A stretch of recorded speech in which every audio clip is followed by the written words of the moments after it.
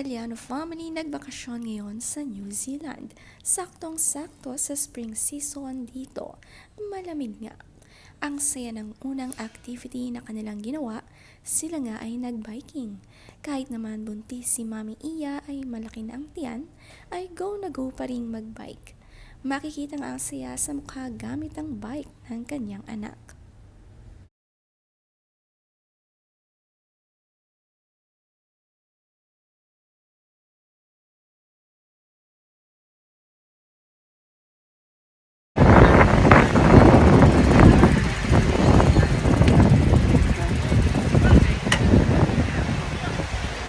Ang magkakapatid excited mag-ride ng bike.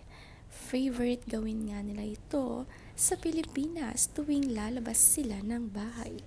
Kayang-kaya din nila ang lamig dito sa New Zealand.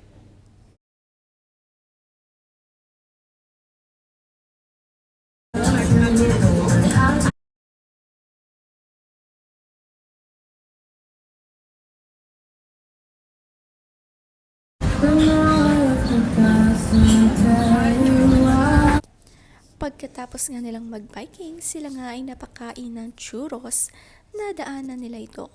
At umulit pangaraw sila ng bili dahil masarap daw ito. Approve na approve lalo na kay Mami at kay Leon.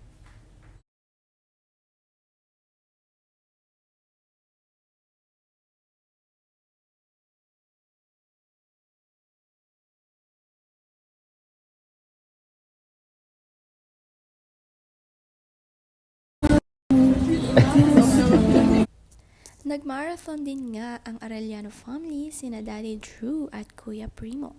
Parehas nga nilang natapos itong marathon.